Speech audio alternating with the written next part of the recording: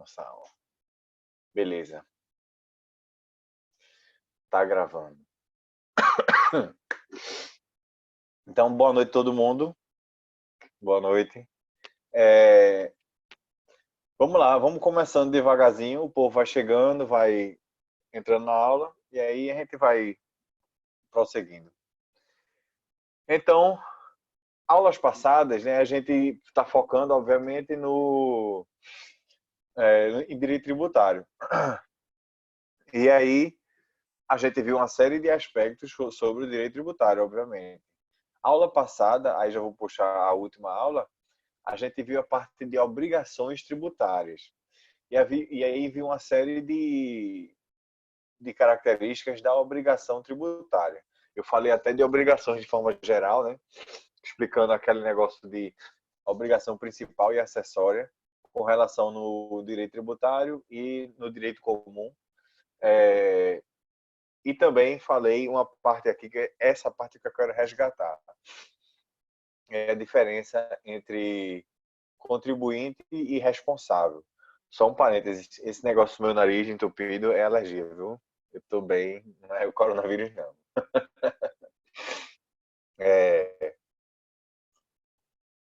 Então, entre contribuinte e responsável, foi isso que a gente diferenciou a aula passada. Eu falei para vocês que contribuinte é aquele que ele contribuiu para o fato gerador e ele é quem vai ser o responsável, que ele é quem vai pagar. Então, por exemplo, eu sou dono de um imóvel. Então, né, todo ano, o proprietário do imóvel, ele como é que chama? Ele é cobrado do IPTU. Então, né, o fato de eu ser proprietário do imóvel, isso faz com que o fato gerador aconteça. E eu mesmo vou pagar o IPTU, ou seja, eu sou o contribuinte.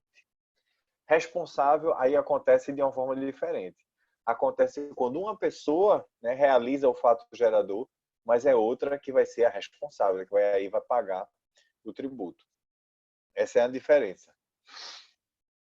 E hoje a gente vai trabalhar, né, o assunto de hoje é responsabilidade tributária, que aí pode envolver tanto contribuinte quanto responsável.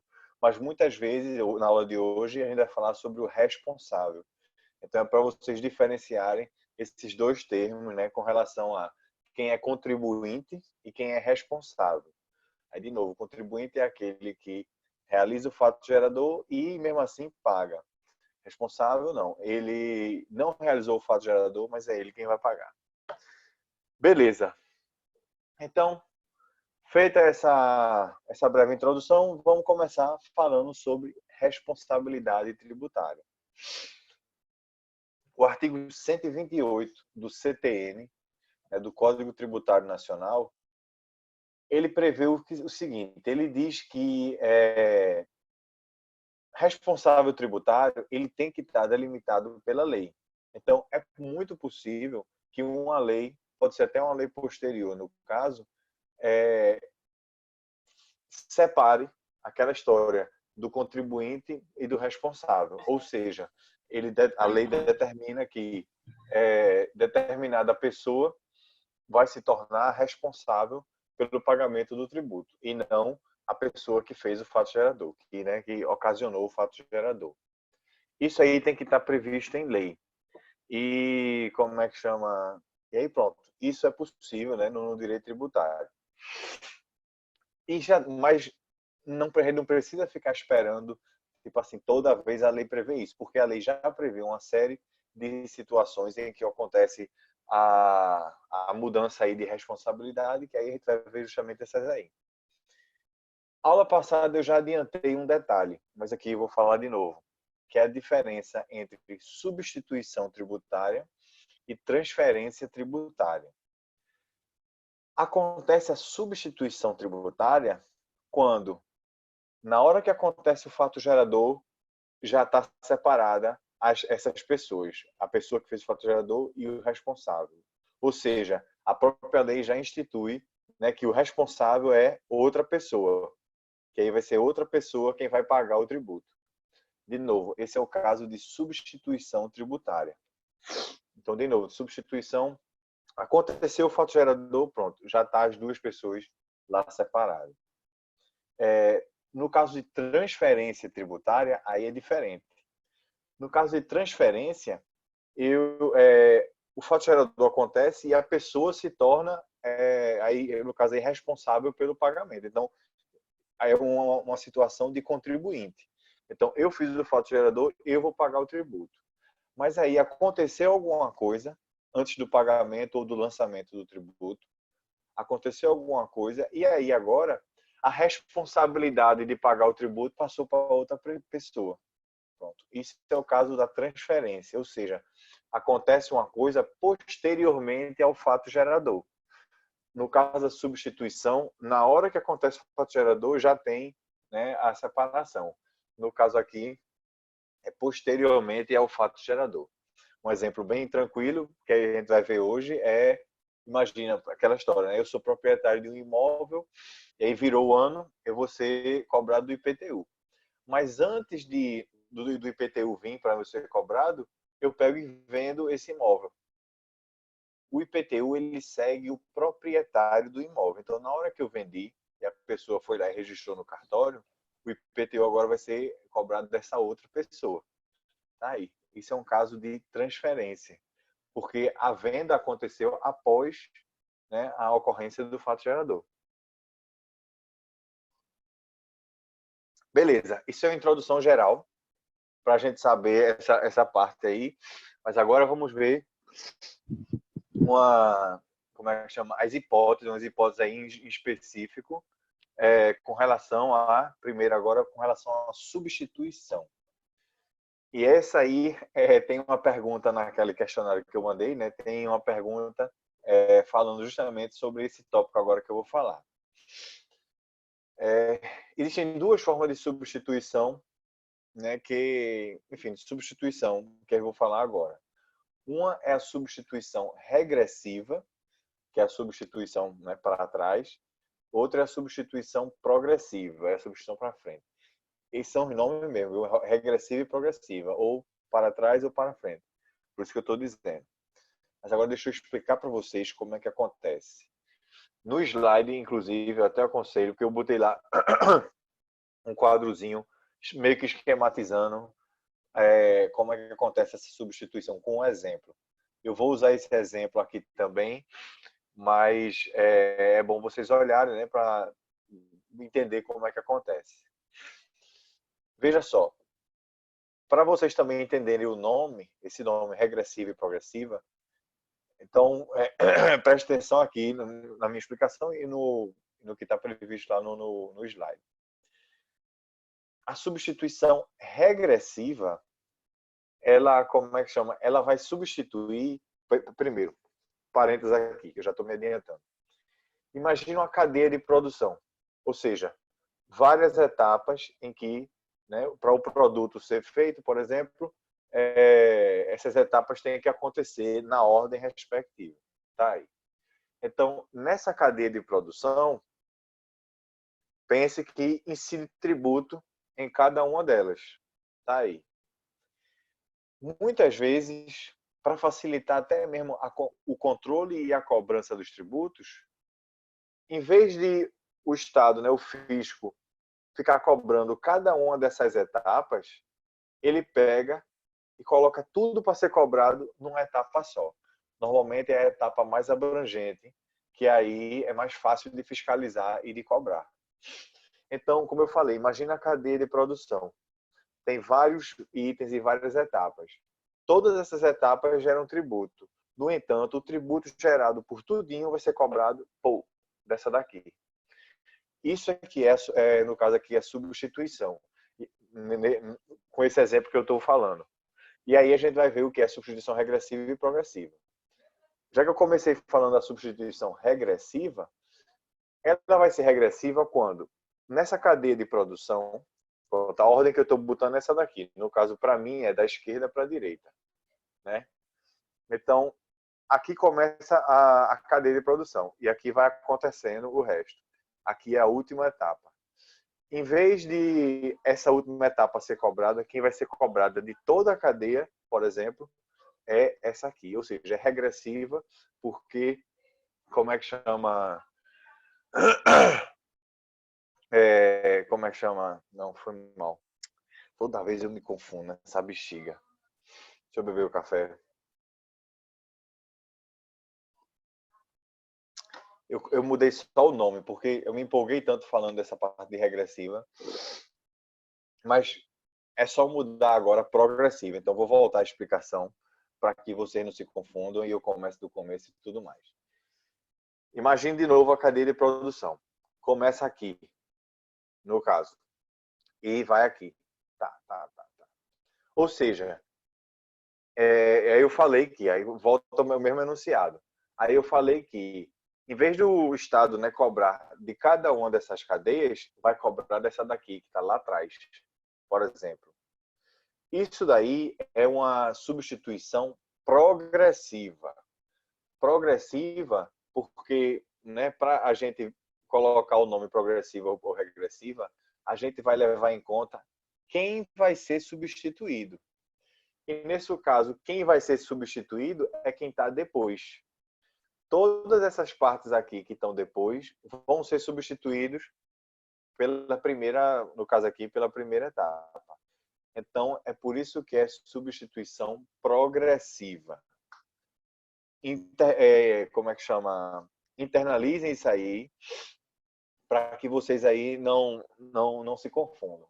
Aí deixa eu dar um exemplo prático, que é o exemplo que eu coloquei para vocês lá no slide. Eu usei a parte de gasolina. Imagina que a gente tem uma refinaria. Aí a refinaria, né, ela pega o petróleo, faz a gasolina, não sei o quê. Aí depois dela fazer a gasolina, ela coloca para os distribuidores. Aí imagina aqueles caminhões todinho, aqueles tanques grandes, sair distribuindo como é que chama, para os postos por aí. Agora, quero que vocês tentem imaginar a ramificação. Como eu não estou obviamente, com quadro negro, imagine a ramificação. A gente tinha uma refinaria. Agora a gente vai ter uma quantidade enorme de caminhões. E desses caminhões, eles vão para os postos de gasolina. Então, cada caminhão ele pode entrar para vários postos de gasolina. Ou seja, a ramificação está aumentando mais ainda. E ainda vai mais além. Cada posto de gasolina vai vender para uma infinidade de clientes, que aí a ramificação, né, cresce de uma forma exponencial. Aí imagine o fisco ter que controlar cada uma dessas etapas e cada uma desses postos, desses consumidores e etc. O que é que a lei pega e faz? Para simplificar a situação, o tributo ele pega e é cobrado diretamente como é que chama? Da refinaria. Porque, como eu falei, a refinaria é uma que vai distribuir para uma série de caminhões, de uma série de postos e uma série de consumidores. Aí não, cobra logo dessa daqui, que é mais fácil tanto de controlar quanto de cobrar. Esse daí é um exemplo bom, porque a gente consegue visualizar aí e ver realmente que se não fosse dessa forma, o controle pelo Estado ia ser muito complicado. Ia ser um trabalho enorme e tal. Então vamos ver. Agora vamos para o outro exemplo. Eu acabei de falar sobre substituição progressiva. Ou seja, quem é substituído é quem está na frente. Agora a gente vai ver a substituição regressiva. Ou seja, quem vai ser substituído é quem está atrás. Então, de novo, imaginem a cadeia de produção. Começa aqui. E aí tem as várias etapas. Só que, né, por algum motivo, essas etapas daqui dão mais trabalho de ser fiscalizadas. Então, levando isso em consideração, o Estado, em vez de cobrar de cada etapa, ele vai cobrar dessa daqui, dessa lá na frente. E aí ele cobra os tributos que aconteceram nessas etapas todinhas, ele cobra justamente daqui. Essa é a substituição regressiva. Regressiva porque substitui quem está atrás. De novo, tanto para a cadeia, tanto para a substituição regressiva quanto a progressiva, tenta imaginar uma cadeia de produção. Nesse caso do posto de gasolina, eu botei refinaria, distribuidora, posto, consumidor. Tem essa cadeia de que acontece aí. Nesse exemplo, que foi o exemplo que eu botei para vocês, imagine agora uma indústria. Aí a indústria vai pegar, sei lá, vai pegar matéria-prima. Imagine de fazendeiro. Então, ele vai pegar matéria-prima de várias fazendas. Vamos supor que seja uma indústria de que, sei lá, mas não vou entrar em detalhe não. Então, ele pega matéria-prima de várias fazendas para produzir aí, né, o produto que vai ser comercializado e tudo mais. Então, tem várias fazendas, veja só, várias fazendas que vendem para uma indústria. O tributo que foi gerado deveria ser cobrado de cada fazenda, né, na relação que cada fazenda tem com essa indústria. Mas aí, de novo, ficaria mais complicado de controlar cada fazendeiro em vez de controlar uma indústria só. Entendeu? Levando isso em consideração, né, aí já está isso previsto em lei e tudo mais, quem vai ser responsável pelo tributo vai ser, no caso aqui, a indústria. Ela arrecada de vários fornecedores de matéria-prima e, né, só ela é cobrada e ela que vai ter que pagar também. Aí aquela coisa, então o pessoal não vai ser cobrado não e tudo mais. Aí é aquela coisa, né? Você cobra já no preço. Aí vocês, então quem está pagando sou eu. Eu digo, não, porque eu não vou no fisco, eu não faço declaração, eu não faço, como é que chama? Não comprovo o pagamento e tudo mais. Quem faz isso é a indústria. Agora, para esse imposto que ela paga, obviamente, vai ser refletido no preço. Por isso que a gente reclama tanto, e com razão, do preço das coisas aqui no Brasil, que é muito alto, se for comparado até com outros países. Por quê? Porque aqui tem muito imposto. E aí tem que estar embutido no preço esses impostos todinho. Imposto que eu digo tributo. Isso é uma coisa para se reclamar mesmo. Enfim.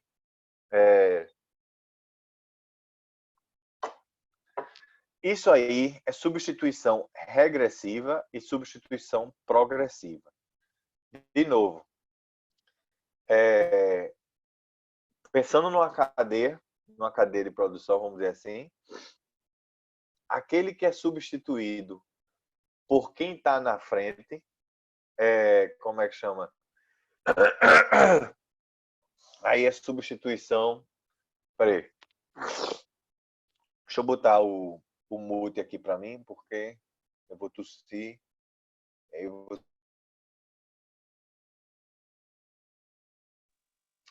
Tô morrendo não, é porque eu tava me engasgando.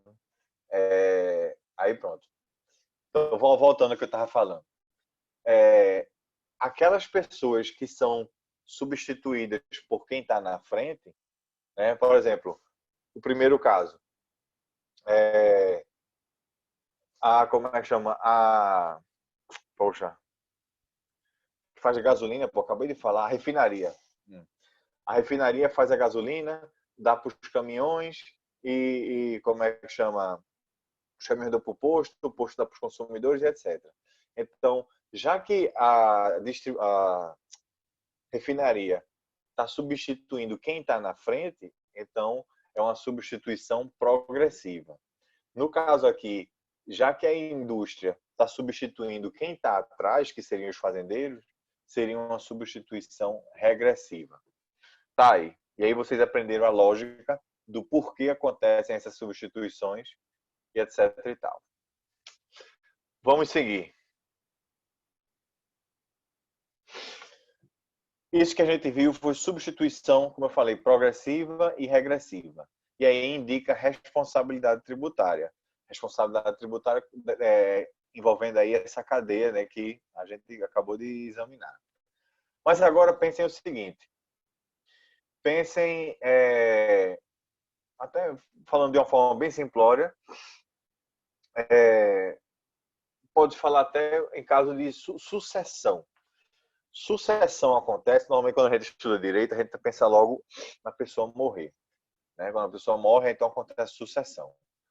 Mas a sucessão, se for analisar esse termo, até mesmo termo jurídico, ela não é exclusiva para quem morre, para quem falece. Acontece sucessão quando há uma substituição. trazendo a parte jurídica aqui, imagina o seguinte, imagina, sei lá, uma empresa, você entrou na justiça contra uma empresa. Essa empresa depois foi vendida para outra. Obviamente, vai haver uma mudança lá no processo, porque a empresa que você entrou inicialmente já não existe mais, que foi comprada. Pronto, imagina você entrou contra o Bom Preço. O Bom Preço já não existe mais, agora é o Walmart. Então vai ter que haver uma sucessão processual para que ocorra essa substituição. Tá aí. Isso acontece também nos tributos.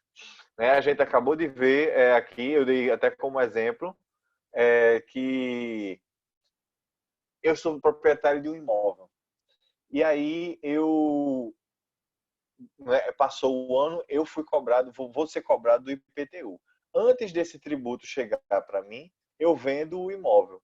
Aconteceu aí uma sucessão, porque aí agora o novo proprietário do imóvel é quem vai responder por esse bem, por esse tributo. Isso daí é o termo sucessão. Mas agora vamos ver sucessão acontecendo em algumas hipóteses. Por exemplo, eu já acabei de falar, a sucessão para bens imóveis. Eu usei como exemplo essa parte do IPTU. Essa parte do IPTU é bem tranquila, né? Porque é um bem imóvel e, como é que chama? Quando eu vendi o bem, o tributo ele vai ser cobrado do proprietário novo. Agora eu fiz o seguinte, eu usei o exemplo do IPTU, mas essa sucessão com relação a bens imóveis, ela acontece para qualquer tributo referente ao imóvel. Se houver uma contribuição de melhoria, que a gente já viu o que é, então eu vendi o imóvel. Por exemplo, eu tinha uma casa, aconteceu uma obra pública que terminou elevando o preço da minha casa. Aí eu vou pagar a contribuição de melhoria. Agora que eu vendi, eu é que vou ter que continuar pagando essa contribuição de melhoria ou é o adquirente? A resposta é óbvia que é o adquirente. Então, houve aí de novo uma sucessão. Então, eu usei o exemplo do IPTU, mas essa lógica serve também para todos os tributos referentes aí ao imóvel. Mas, obviamente, que tem exceções.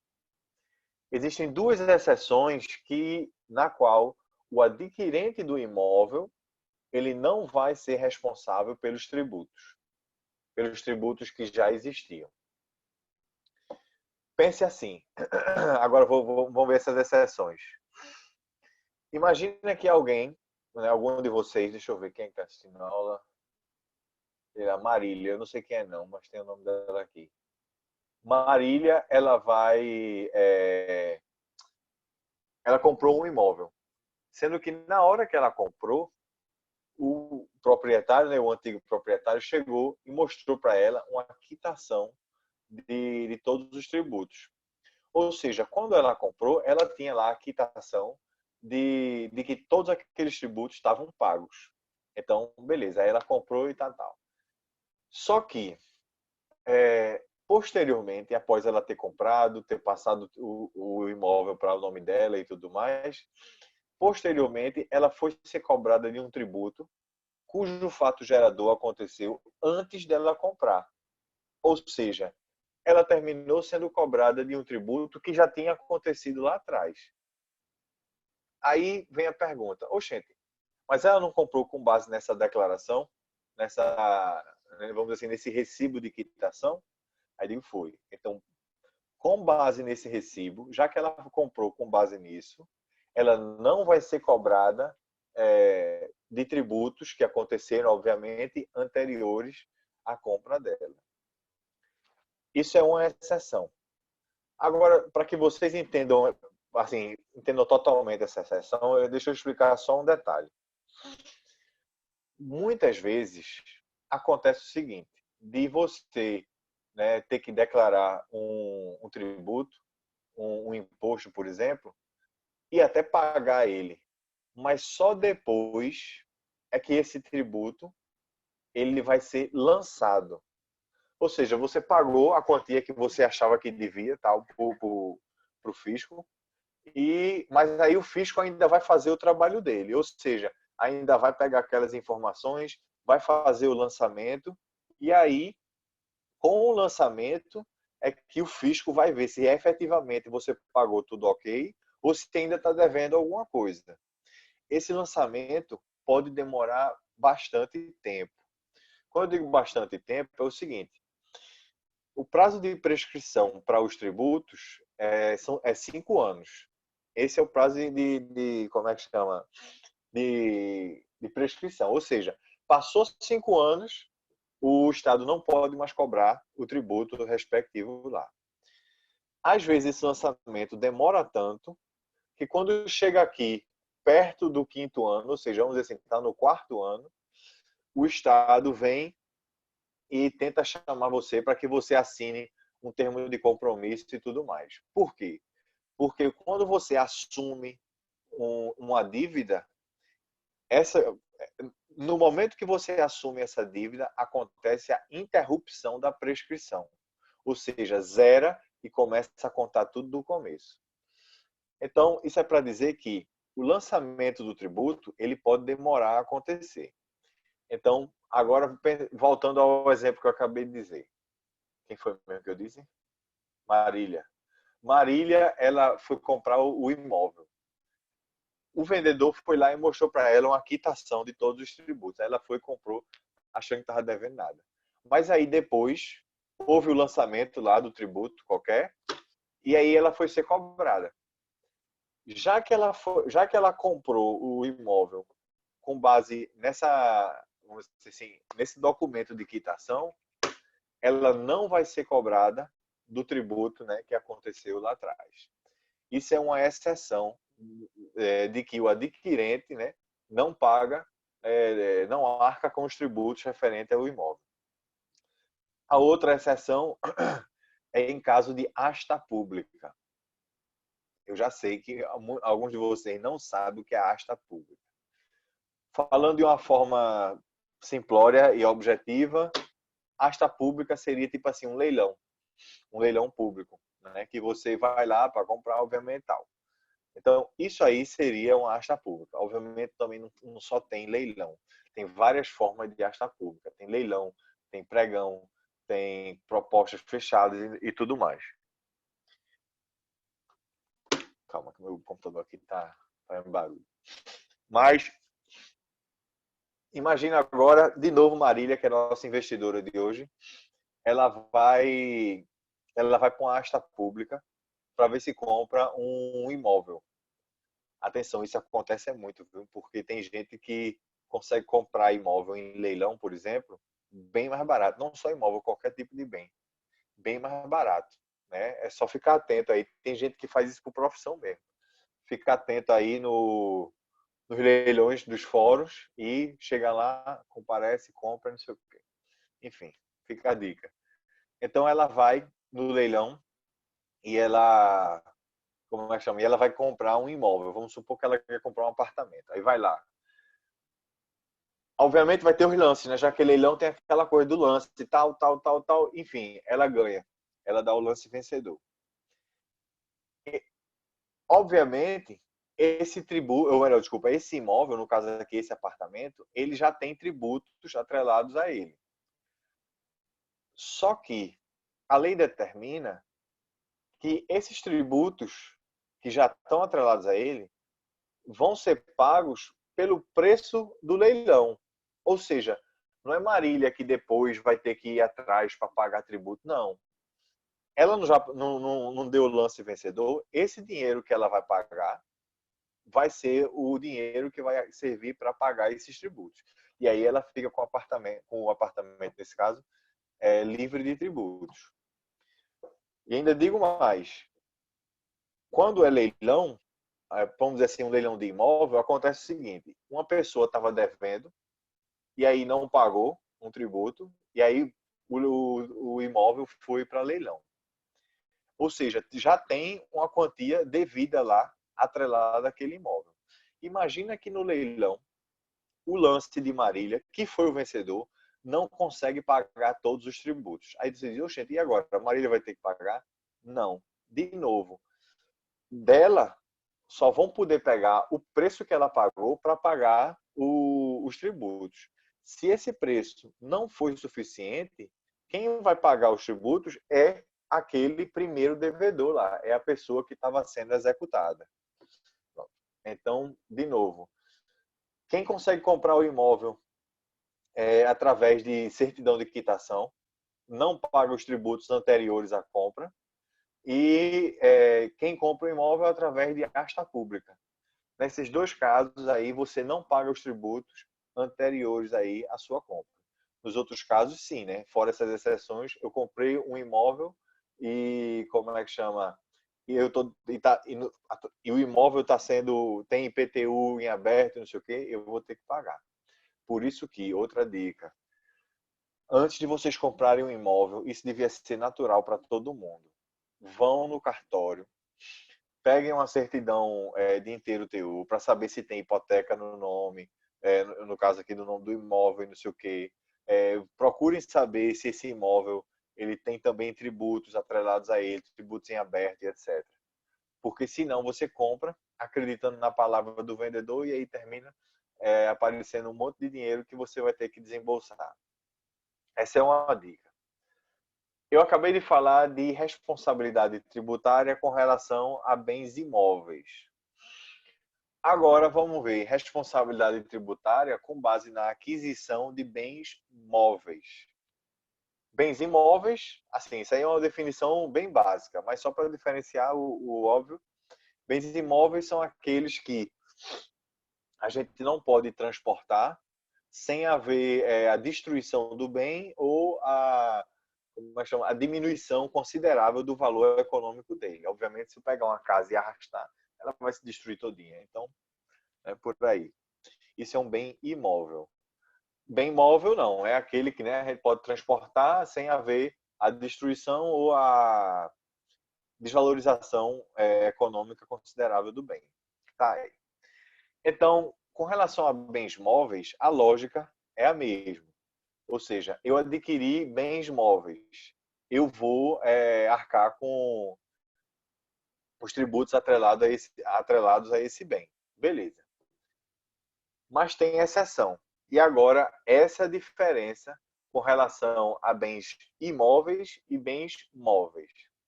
Com relação a bens imóveis, eu martelei aqui duas exceções. Uma é essa certidão de quitação, vamos dizer assim, e a outra é a asta pública. Agora, só existe uma exceção, ou seja, para bens móveis só existe uma exceção, que é no caso de asta pública. Mesmo que você tenha comprado o bem móvel com base em certidão de quitação, em recibo de quitação e tal, você vai ter que pagar o tributo caso ele vá ser cobrado posteriormente. Mas se eu comprei através de asta pública, então eu não vou ter que comprar. A asta pública é aquela coisa, leilão também, que eu usei como exemplo lá para bens imóveis. Agora deixa eu fazer uma observação aqui, que no slide eu mencionei remissão. Aí eu quero explicar para vocês o que esse termo representa e qual a lógica dele aqui, né, no tocante aqui da responsabilidade tributária. Deixa eu fazer um exemplo prático, que aí eu destrincho a parte teórica. Imagina o seguinte, que você tem na família uma louça, um conjunto de louça que é bem antigo, ou seja, é uma coisa de herança de família, que é da tataravó ou tataravó. Enfim, existem essas coisas. Mas aí o que acontece? De repente, você não pagou os tributos, né? Tá devendo. E aí uma das formas de cobrança, né, na execução é pegar os seus bens, fazer uma penhora e leiloar para que aí o dinheiro arrecadado sirva para pagar os tributos. Está aí o motivo da asta pública até, com relação a tributo e tudo mais. Mas agora imagina que esse conjunto de louça antigo, que é a herança da família, Imagina que é esse conjunto de louça que vai ser leiloado. Aí vamos supor, por exemplo, isso aqui está na minha família, esse conjunto de louça, há muito tempo. E eu estou devendo, me lasquei, né? Eu vou perder isso aí. Vamos supor que eu tenho uma esposa, então minha esposa, vendo essa minha situação, ela vai lá e paga na asta pública, né? O valor que foi dado para meu conjunto de louça. Isso acontece muito entre família. A esposa, né, o cônjuge, ou até mesmo irmãos e etc. Eles vão lá e, pô, não. Quanto é que foi o lance vencedor? Aí foi tal, ele está aqui, pronto. Isso é para continuar na família, né, determinado bem, em caso de, aí depende da vontade de cada um. Mas nesse caso que eu estou falando aí é de herança familiar.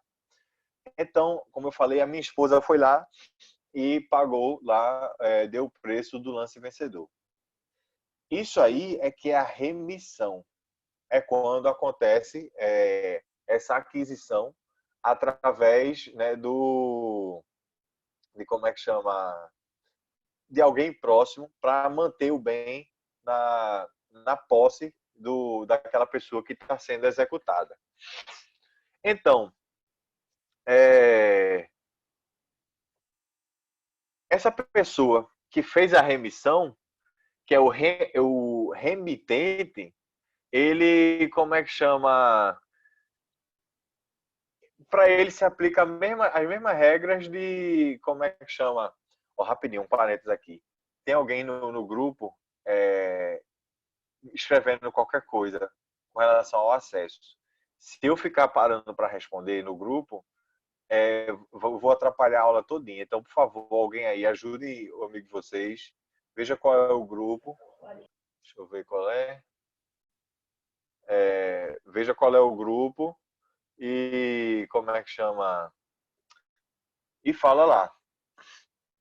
E também diz qualquer coisa que eu vou. Essa aula vai estar toda disponível lá no portal. Ninguém vai perder nada. No portal não, no meu canal mágico do YouTube. Mensagem, não. Chegou não? Não. Então ótimo. Porque tem 2 grupos. Então veja lá. De todo jeito, não se atrapalhem não. Como é que chama? Se concentrem aqui. Cadê? Onde é que eu estava?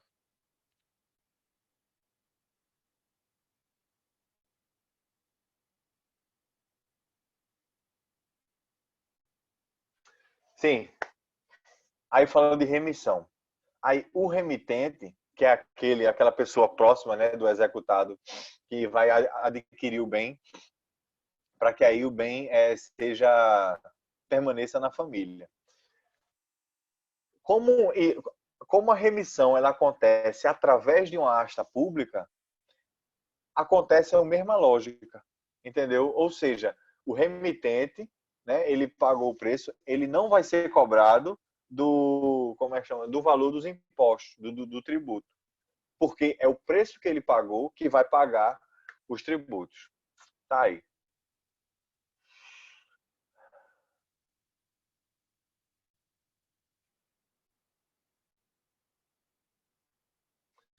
Beleza, meus caros.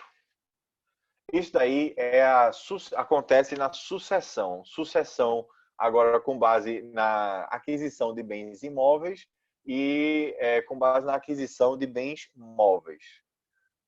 Agora existe uma outra causa, um outro tipo de sucessão, que essa é que é a mais comum, que, como é que chama, tem a ver com realmente a morte da pessoa. Imagine agora o seguinte: eu tenho bens em meu nome e tudo mais. E aí vamos dizer que eu tenho mulher, eu tenho filhos, esse pessoal todinho. E de repente eu morri, pronto.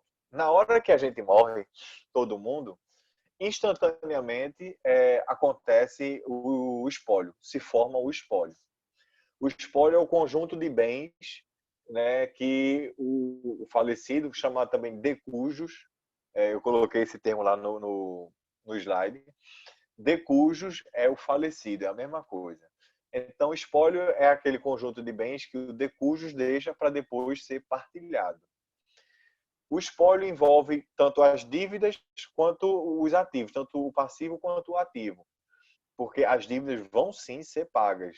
Se eu deixei muitas dívidas, então elas vão ter que ser pagas. Mas vamos ver como é que acontece isso, tendo como foco aí as obrigações tributárias. De novo, eu tenho uma série de bens que vão ser partilhados.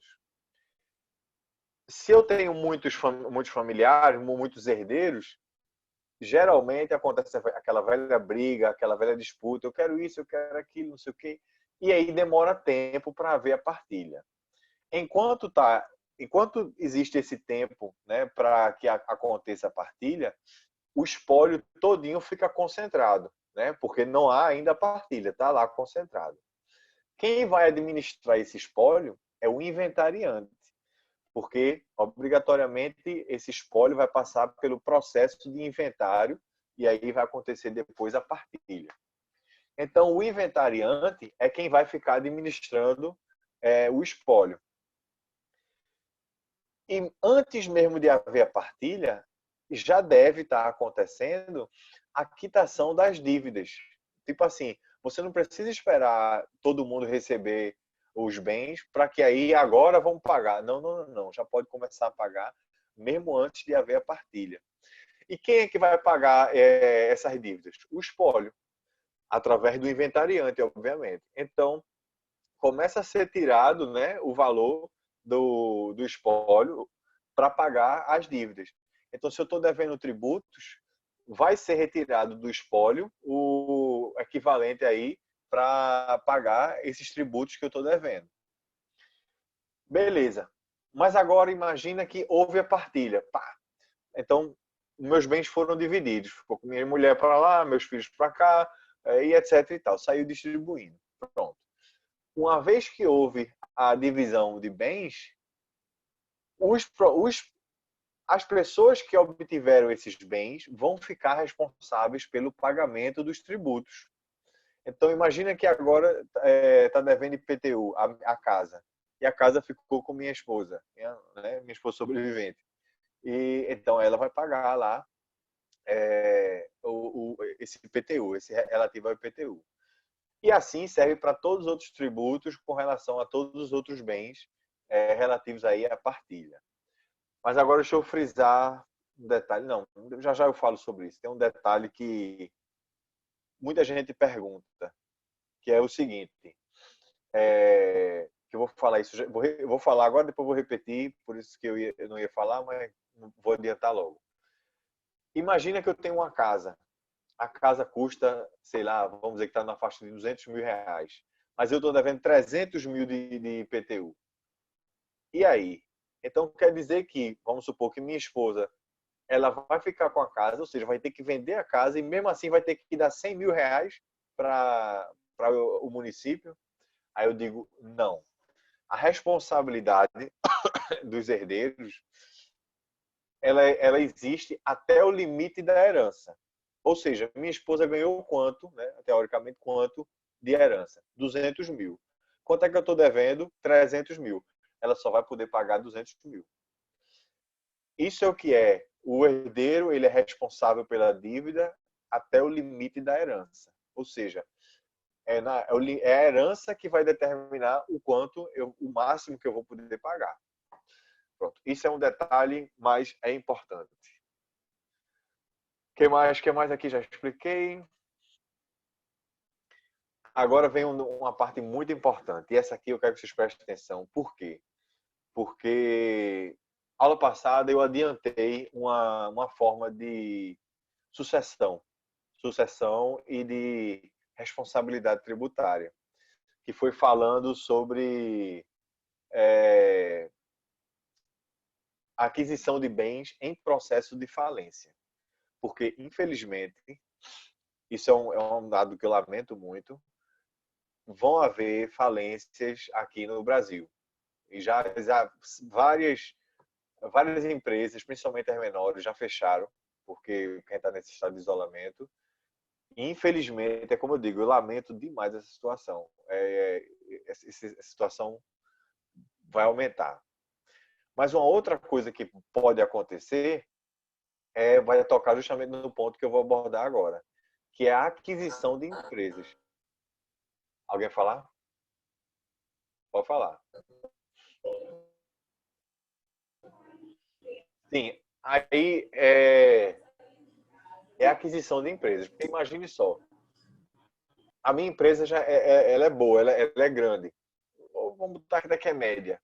Mas aí tem uma empresa pequena que é do mesmo ramo meu. E que, como é que chama? Não, não tá boa. Tipo assim, tá querendo se desfazer. Aí eu vou lá e compro. Entendeu? Então, isso aí é uma sucessão empresarial. Que acontece, como eu falei, a sucessão, né? A pessoa vai lá, adquire um estabelecimento ou uma empresa de outra pessoa.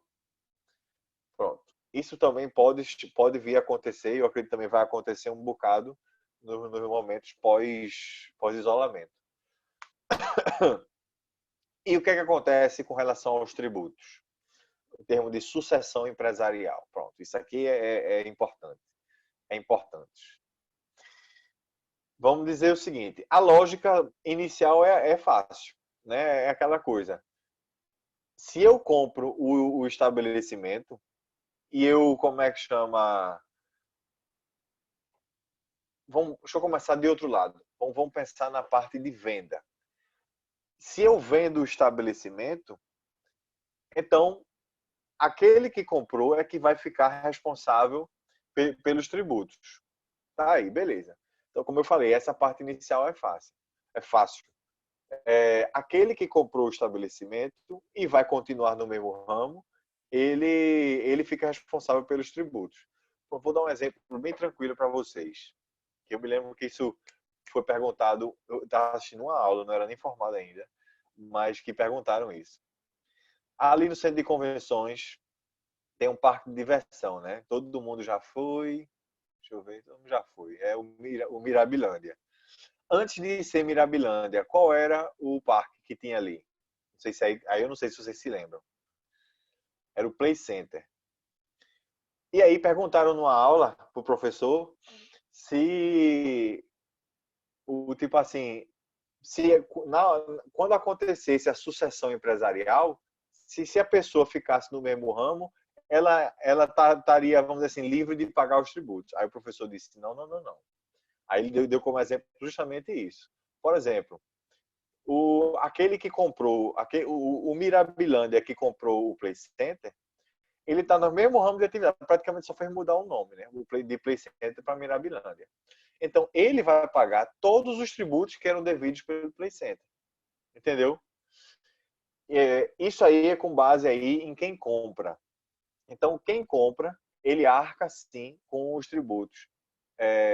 Agora, com relação a quem vende, aí é que tem uma diferença. Imagina, eu tenho uma loja vamos dizer que, de ovo de Páscoa. Aí eu tenho essa loja de ovo de chocolate, vamos falar assim. Aí eu não estou bem. Mesmo na Páscoa eu não estou conseguindo vender. Então vem uma pessoa, uma outra pessoa, um outro empresário e compra a minha loja. Mesmo esse outro empresário mudando o nome da loja, mudando tudo, mas continuando na atividade empresarial, pode ser até em outro ramo, vale dizer, ele arca com, como é que chama, com a responsabilidade dos tributos da minha loja. Mas e agora? E eu? Estou livre? Aí eu disse, quase. Se eu realmente não me tornar mais empresário, ou seja, se eu, pronto, agora eu vi que eu não dou para ser empresário, vou estudar, vou fazer qualquer outra coisa, pronto. Aí realmente eu estou livre de ser, como é que chama, de ser cobrado dos tributos referentes à minha antiga loja. E aí só quem vai arcar é só o comprador. Agora, eu vendi essa minha loja de ovo de chocolate. Mas, dentro do prazo de 6 meses, eu voltei a ser empresário. Pode ser até em outro ramo, mas eu voltei a ser empresário. Nessa situação, eu vou poder ser cobrado também pelas dívidas tributárias referente ao meu antigo estabelecimento. Eu vou poder ser cobrado subsidiariamente. O que quer dizer subsidiariamente? É que primeiro você cobra do comprador. Se o comprador ele não tiver, aí vai cobrar de mim. Então, de novo, eu vendi meu estabelecimento, mas dentro do período da venda, até 6 meses depois, eu voltei a ser empresário. Então, nessa hora, eu me torno subsidiariamente responsável pelas dívidas lá do estabelecimento antigo. E como é que chama? E subsidiariamente, pronto, não, tá certo. É isso aí. Friso de novo, porque essa parte é que é a parte delicada com relação ao entendimento. Eu transcrevi o artigo 133 do Código Tributário Nacional. Eu não vou ler aqui porque vai me confundir vocês. Então, eu quero que vocês entendam a lógica para que quando vocês lerem, vocês não se confundam. Então, vou falar o exemplo de novo. Eu tinha um estabelecimento de ovo de chocolate, que vendia ovo de chocolate. Eu vendi o estabelecimento. Quem comprou esse meu estabelecimento vai arcar com os tributos. Beleza, com isso aí tá tranquilo. Mas agora e eu? Estou livre? Quase. Por quê? Porque se eu deixei de ser empresário, então eu estou livre. Eu não vou poder ser cobrado dos tributos. Mas se depois da venda, até 6 meses depois, eu me tornei empresário de novo, então eu vou poder ser cobrado dos tributos referentes ao meu estabelecimento antigo, sendo que eu vou ser cobrado subsidiariamente. Essa palavrinha é vital. Vital por quê? Porque no direito a gente tem responsabilidade subsidiária, que é essa que eu estou falando, e tem a responsabilidade solidária, que é a que eu falei aula passada. Ou seja, na responsabilidade solidária, você pode cobrar de qualquer um dos dois sem ordem, ou de uma vez, ou tudinho. Entendeu? Na responsabilidade subsidiária, não. Você tem que cobrar de um primeiro para depois ir para o outro. Então, lembrem-se dessa palavra, subsidiariamente. Responsabilidade subsidiária. Tudo aí envolvendo a venda, a compra e venda do estabelecimento empresarial. E por que eu chamo a atenção? Porque isso provavelmente vai acontecer de verdade nesse período pós-isolamento. Várias empresas vão fechar, outras vão conseguir ser adquiridas, né, por outras maiores e etc e tal. E isso aí vai acontecer exatamente esse cenário. Pronto. Agora vem o tópico que eu vi aula passada. Eu vou falar aqui de novo para constar aqui no vídeo e tudo, mas esse é o último tópico com relação à responsabilidade. Com relação à responsabilidade, aí surge a dúvida sobre, como é que chama? Se um estabelecimento foi adquirido em processo de falência ou de recuperação, como é que vai ser a responsabilidade do adquirente? Vamos fazer o cenário de novo para todo mundo entender. Eu sou empresário. Eu vendia ovo de chocolate. Não consegui vender, não emplaquei, meu chocolate é ruim, dá dor de barriga. E aí eu terminei entrando em falência. Falência só pode ser decretada através de via judicial. Eu não posso dizer, eu falei. Não, quem tem que dizer isso é o juiz. Enfim. Mas agora eu quero... Isso acontece no processo de falência, você pega todo o ativo do empresário para vender.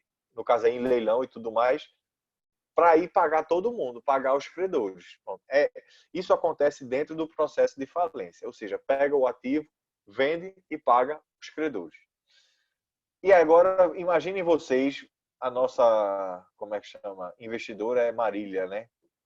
Então, eu agora, né, o administrador judicial, ele está vendendo meu estabelecimento. E aí, Marília vem e quer comprar esse estabelecimento. Ela vai no leilão e quer comprar. Mas aí fica uma dúvida na cabeça dela. E, meu irmão, esse caba já está em falência. Ou seja, ele está devendo a Deus e o mundo. Eu vou comprar esse estabelecimento e depois vai vir um monte de dívida atrelada a esse bem. Então, meu irmão, vou comprar não. Aí fica naquela dúvida, e aí, vale a pena ou não vale? O intuito da falência é pagar os credores, né? Um dos objetivos principais é pagar os credores. Então, essa venda do ativo é essencial para o processo de falência ter sucesso.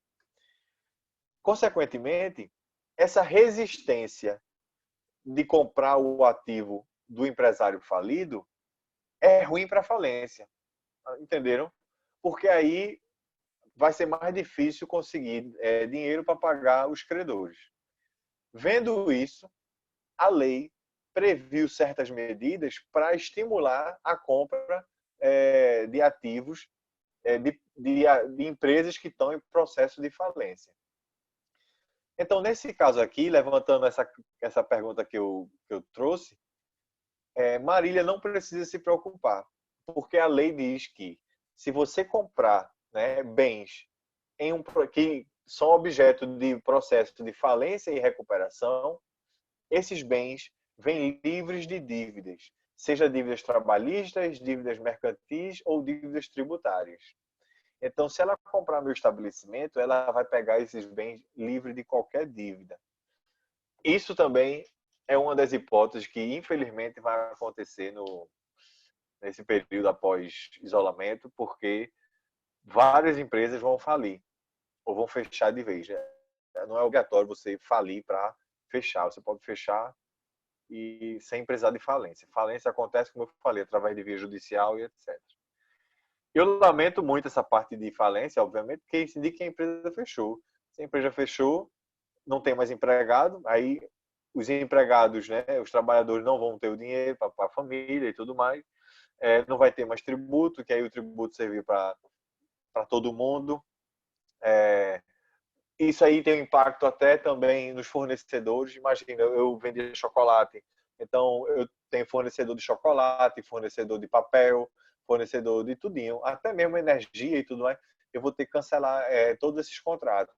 Isso vai afetar em cada empresa dessa. Então vocês estão vendo como é o impacto de uma empresa fechando na sociedade. É uma porrada grande, grande mesmo.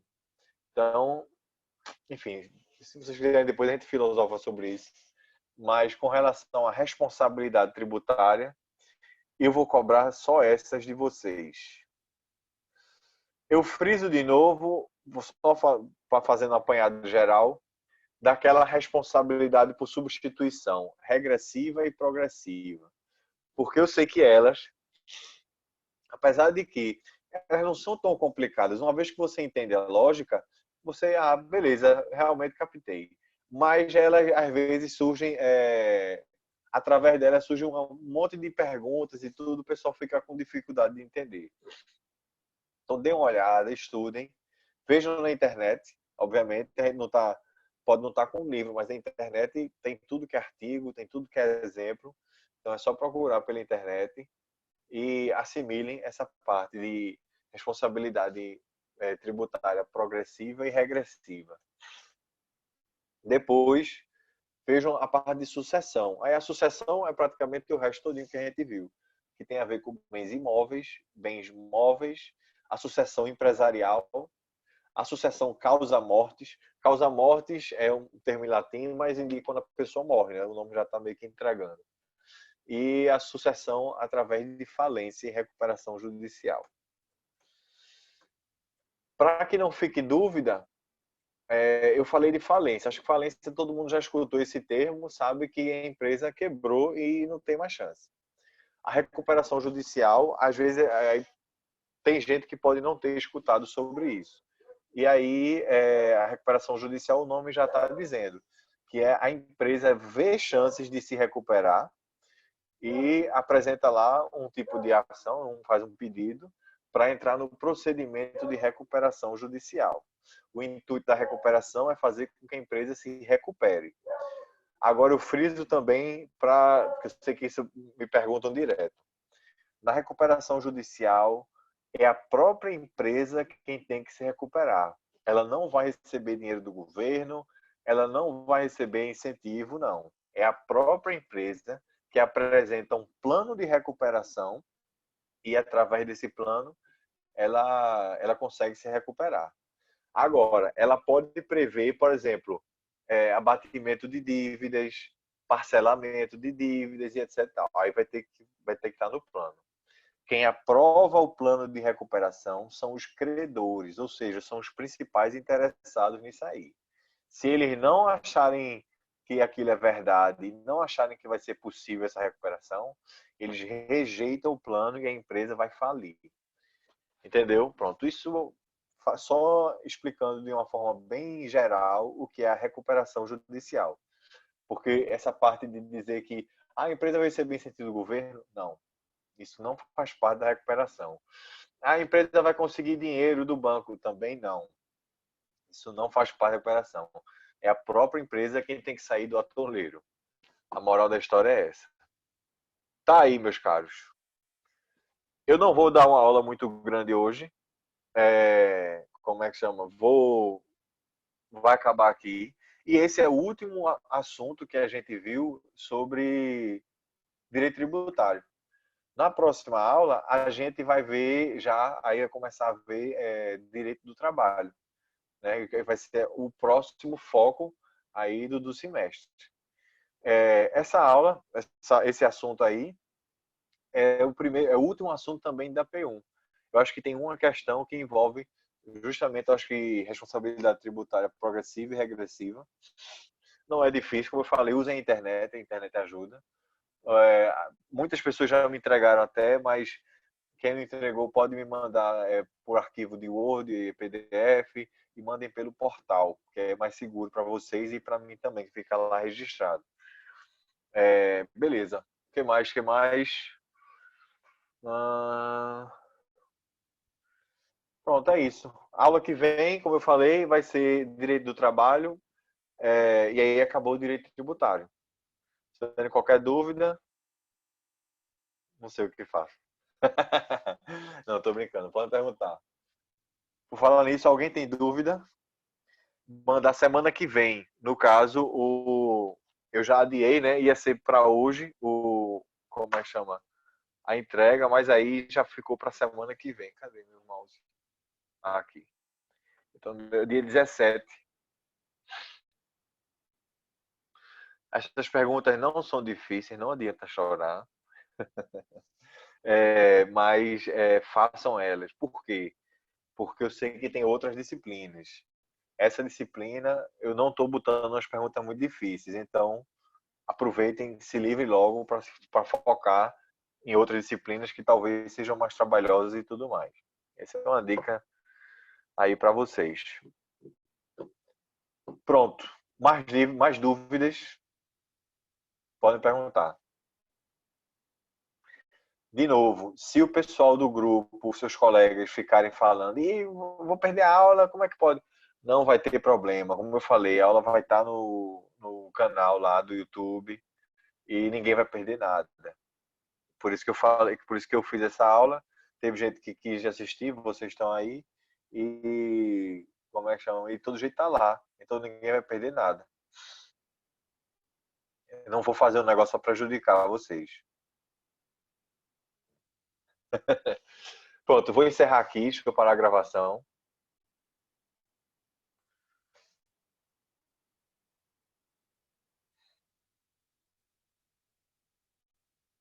Tchau, tchau.